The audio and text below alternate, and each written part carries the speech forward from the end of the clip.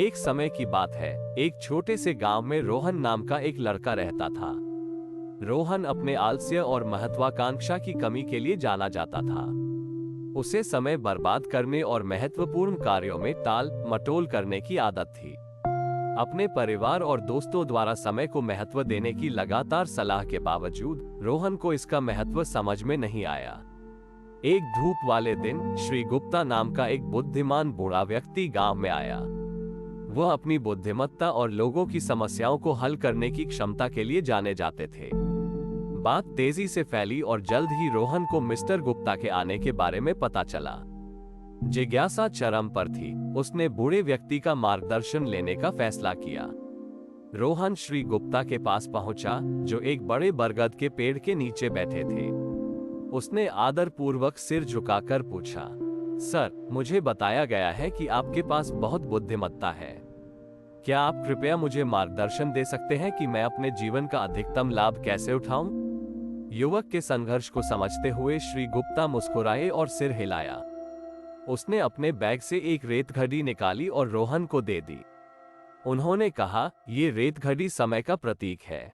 रेत का प्रत्येक कण आपके जीवन के एक अनमोल क्षण का प्रतिनिधित्व करता है। रोहन ने रेत घड़ी को अपने हाथों में पकड़ लिया और उसके महत्व को महसूस किया। अब श्रीमान गुप्ता ने आगे कहा, मैं चाहता हूं कि आप कल्पना करें कि इस रेत घड़ी से गिरने वाला रेत का प्रत्येक कण एक बर्बाद अवसर है। हर बार जब आप काम टालते हैं या समय बर्बाद करते हैं, तो कुछ न कुछ हमेशा के लिए हाथ से निकल जाता है। रोहन ने अपने कृत्य की गंभीरता को समझते हुए श्री गुप्ता की बात ध्यान से सुनी। समय एक अनमोल उपहार है मेरे बेटे। ये किसी का इंतजार नहीं करता। बीतने वाला प्रत्येक सेकंड एक सेकंड होता है जिसे आप पुनः प्राप्त नहीं कर सकते। यदि आप इसे बर्बाद करते रहेंगे तो एक दिन आप पछतावे से भरकर उठेंगे। रोहन ने तात्कालिकता महसूस करते हुए पूछा, लेकिन मैं कैसे बदल सकता हूँ? मैं समय को कैसे महत्व दे सकता हूँ और इसका अधिकतम लाभ कैसे उठा सकता हूँ? श्री गुप्ता गर्मजोशी से मुस्कुराए। उन्होंने कहा, इसकी शुरुआत छोटे कदमों से होती है।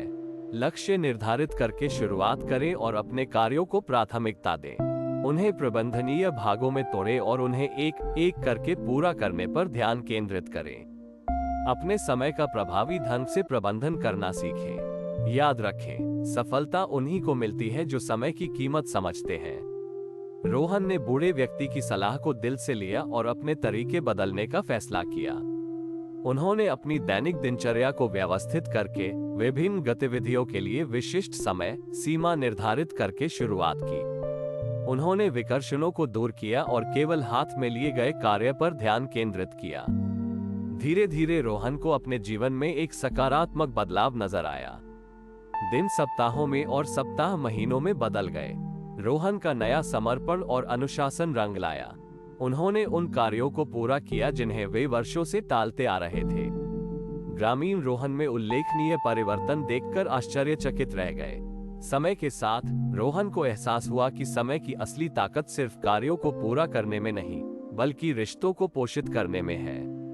उन्होंने अपने परिवार और दोस्तों के साथ गुणवत्तापूर्ण समय बिताया और उनके द्वारा साझा किए गए पलों की सराहना की। वो समझ गया था कि समय एक सीमित संसाधन था और प्रियजनों की संगति में बिताया गया हर सेकंड एक खजाना था। साल बीतते गए और रोहन बूढ़ा हो गया। उनके गांव ने उनकी उल्लेखनीय उपलब्धियों और समय के बुद्धिमानी पूर्ण उपयोग के लिए उन्हें सम्मानित किया। उन्होंने युवा पीढ़ी के साथ अपनी यात्रा साझा की और उनसे हर गुजरते पल को संजोने और अपने जीवन का अधिकतम लाभ उठाने का आग्रह किया। रोहन की कहानी दूर दूर तक फैल गई, जिसने अनगिनत व्यक्तियों को समय के साथ अपने संबंधों का पुनर्मूल्यांकन करने के लिए प्रेरित किया। लोग ये समझने लगे कि समय महज एक वस्तु नहीं है, बल्कि एक अनमोल उपहार है जिसे संजोकर रखने की जरूरत है। और इसलिए गांव श्रीमान की बुद्धिमत्ता के तहत फला फूला।